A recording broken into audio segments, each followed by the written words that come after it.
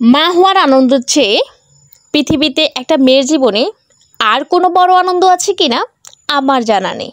আর প্রথম সন্তান যদি মেয়ে বাবু হয় তাহলে তো আর কোনো কথাই নেই, একটা জান্নাত। আসসালামু আলাইকুম, আপনাদের আয়াজের মা এত সুন্দর করে রেডি হয়ে কোথায় যাচ্ছে তাই ভাবছেন, তাই না?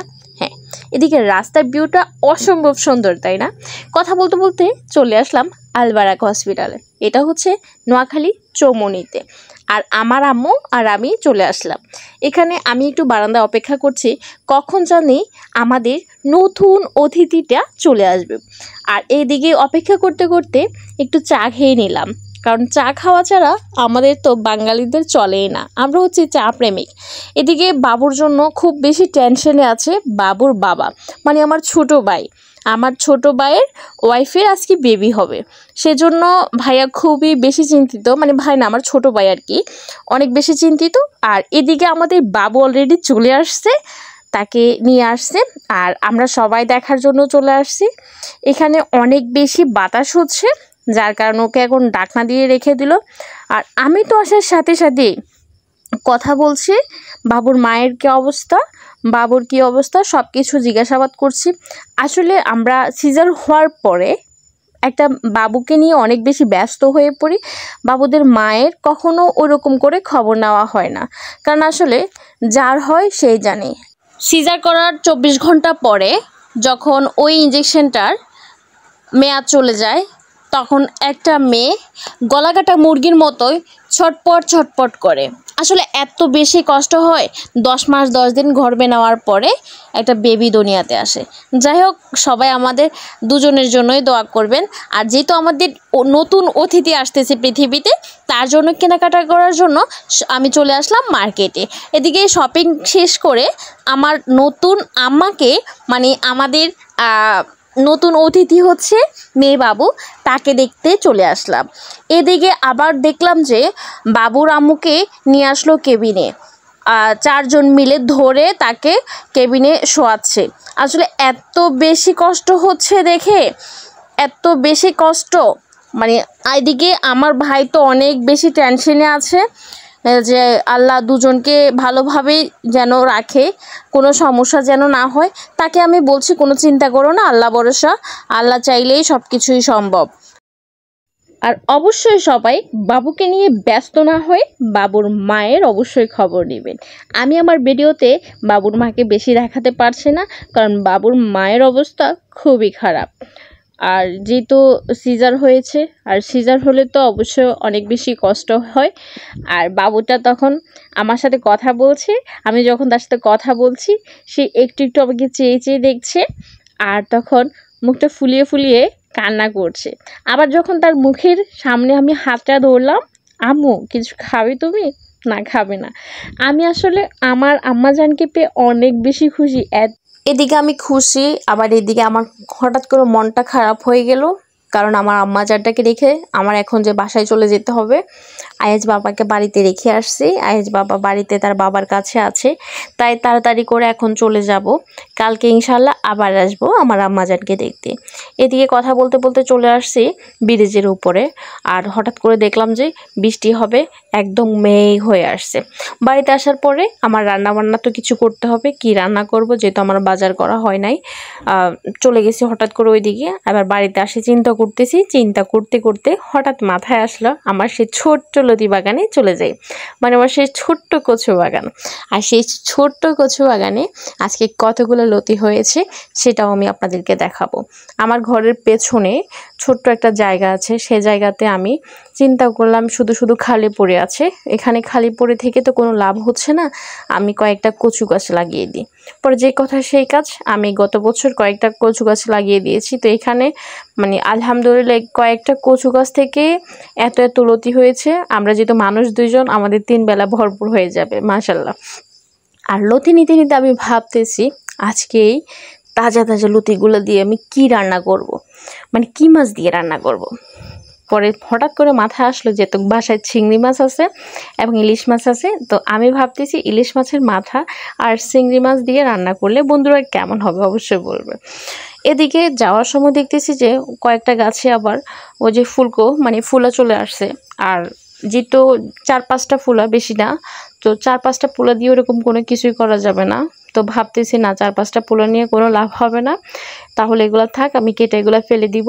যদি 10-12টা হইতো তাহলেও কিছু একটা করা যেত, যেহেতু 4-5টা কিছু করা যাবে না, আর এই জন্য এগুলো আর নিই নাই। তো আমি সবগুলো কচু গাছ থেকে একদম সব মানে একদম ছোটোগুলো নিই নাই, বড় বড় দেখে সবগুলো লতি নিয়ে নিয়েছি। মাশাল্লাহ, সবাই মাশাল্লাহ বলবেন।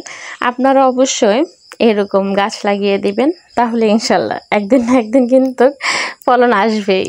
তো আমার ছোট্ট কচু বাগানটা আপনাদের কাছে কেমন লেগেছে বন্ধুরা, অবশ্যই বলবেন এবং বলে যাবেন। আর এরকম তাজা তাজা লতি খেতে কার ভালো লাগে?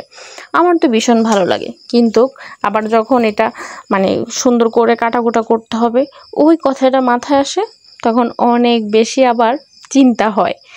আমি একা একজন মানুষ, যেহেতু এই কাজগুলো অনেক মানে মানুষ হলে 2-3 জন মিলে করলে খুব তাড়াতাড়ি হয়, যেহেতু অনেক সময় লাগে এগুলা কাটতে। তো কি করব, একাই করতে হবে, যেহেতু আমার তো আর ওরকম কেউ নেই। মানুষের সবার তো শাশুড়ি থাকে, আমার তো শাশুড়িও নাই। নিজের কাজগুলো নিজেকে একাই করতে হবে, কষ্ট হলেও কিছু করার নেই। যেহেতু নিজে খাবো কিন্তু একা, আমার সাথে আবার ভাগারও কেউ নাই। যাই হোক বন্ধুরা, তোমাদের সাথে অনেক কথা বলছি, এবং তোমাদের যদি কারো পছন্দ হয়ে থাকে আমার ছোট্ট কচু বাগানের লতি, তাহলে অবশ্যই বলবে, তোমাদের জন্য পাঠিয়ে দিব। এদিকে আবার চলে আসলাম আমার সেই ছোট্ট মালটা গাছ, যেটা তোমরা অনেক বেশি পছন্দ করো। আর মালটা গাছটা দেখে অনেক বেশি মন খারাপ হয়ে গেল। এটা দেখছি পাতাগুলা মানে অনেক বেশি পোকা খেয়েছে, জানি না এটা আসলে টিকবে কি না। তবে অবশ্যই মানে 2টা মালটা ধরেছে, মাশাআল্লাহ, দেখে অনেক বেশি খুশি হয়েছি। গাছটা ছোট হলেও গুণ আছে বলতে হবে।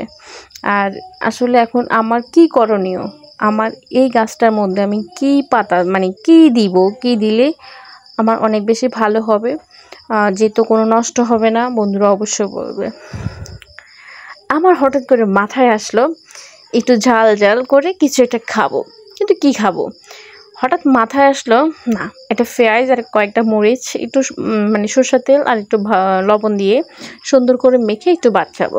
কিন্তু আইজে বাবা বলছে না, তুমি এভাবে দিলে আমি খাবো না, তোমার জন্য ফ্রিতে করে রাখো, আমার জন্য মাছ দাও। যেহেতু বাসায় মাছ ভাজি করা ছিল, নতুন করে আমার ভাজি করতে হয় নাই, সেজন্য আর কি করব, আয়েদের বাবার জন্য মাছ দিয়ে সুন্দর করে মেখে নিলাম। আসলে দেখলাম যে তার কথার সাথে মিলে গেল, অনেক বেশি মজা। মাছ দিয়ে একরকম মজা, মাছ ছাড়া সেরকম মাখলে অনেক বেশি মজা। আর মানে দেখা গেছে কি, মাছ মাংস দিয়ে আপনি যে কয়টা ভাত খেতে পারবেন তার থেকে বেশি দ্বিগুণ খেতে পারবেন এইভাবে আপনি যদি বাসায় বসে ভর্তা করে নেন, অনেক বেশি ভালো লাগবে। তো এদিকে গাছ থেকে কিছু মরিচ নিয়ে আসলাম, এখন আমরা মুড়ি মাখবো। কিন্তু আইজের বাবা বলছে সে মুড়ি মাখা খাবে, আমরা বলতেছি যে আমরা বুট ভাজি খাবো, কিন্তু তার সাথে তো আমাদের কোনো কিছু মিলছে না। তো কি করব, যার যেটা পছন্দ সে অনুযায়ী সবাই নাস্তা করলো, আমি করে নিলাম এদিকে বুট ভাজি সুন্দর করে মেখে আমরা সবাই মিলে খেলাম, আর ও খেলো চানাচুর আর মুড়ি। বন্ধুরা, সকালবেলা ঘুম থেকে ওঠার পরে আবার সবাই মিলে ভাবতেছে আজকে কিছু একটা খাবে, কিন্তু কি খাবে, শাকভাজি আর হচ্ছে আমাদের কাঁঠালের ভর্তা। কাঁঠালের ভর্তা তোমরা কে কে খেয়েছো অবশ্যই বলবে। আসলে কাঁঠালের ভর্তা অনেক বেশি মজা, তবে হ্যাঁ, সাথে যদি শুটকি হয় তাহলে তার কোনো কথাই না, শুটকি দিলে আরও বেশি ভালো লাগে, তাই না? সাথে আমি শুটকি 2টা শুটকি নিলাম, তারপর শুকনা মরিচ নিলাম। তবে শুকনা মরিচগুলো বেশি একটা কালো কালো করবেন না, হালকা করে ভেজে আর হালকা তেলের মধ্যে ভাজবেন, তাহলে অনেক বেশি কালারটা সুন্দর হবে আর খেতে অনেক বেশি ভালো লাগবে। আমি ভর্তাটা নেওয়ার পরে ফাটার মধ্যে কয়েকটা ভাত দিয়ে সুন্দর করে পাটাটা মুছে নিলাম, আর সে ভাতগুলো খেতে এত বেশি ভালো লাগে, সে একটা তৃপ্তি। আমার কথার সাথে আপনারা মিলিয়ে নেবেন, আপনারা এরকম একদিন পাটার মধ্যে ভাত মেখে খাবেন, সে ভাতটা আসলে কেমন লাগে অবশ্যই আমাকে বলবেন। এই যে দেখেন আমি মেখে নিলাম। ভাইয়ের সাথে কথা বলতে বলতে ভাইয়া বললো যে চা খাবে, 2 ভাই বোনে মিলে 2 কাপ চা নিলাম আর চা খেলাম। আসলে চাটা অনেক বেশি মজা হয়েছে, কারণ আমার ভাইয়ের হাতে চাটা আমি করলাম না, ভাইয়াই করে দিল আমাকে। কথা বলতে বলতে 2 ভাই বোনে চা খেলাম। আজকের মতো ভিডিওটা বন্ধুরা এখানে শেষ করতে যাচ্ছি, এবং আজকের ভিডিওটা কেমন হয়েছে তোমরা বলবে। তোমাদের ভালোবাসা পেয়ে আমি আজও এই প্ল্যাটফর্মে টিকে আছি। যদি আরও ভালোবাসা পাই ইনশাল্লাহ তোমাদের জন্য নতুন নতুন ভিডিও নিয়ে আবারও আসবো। আজকের মতো এখানে শেষ। সবাই ভালো থাকবেন। আল্লাহ হাফেজ। টাটা বন্ধুরা।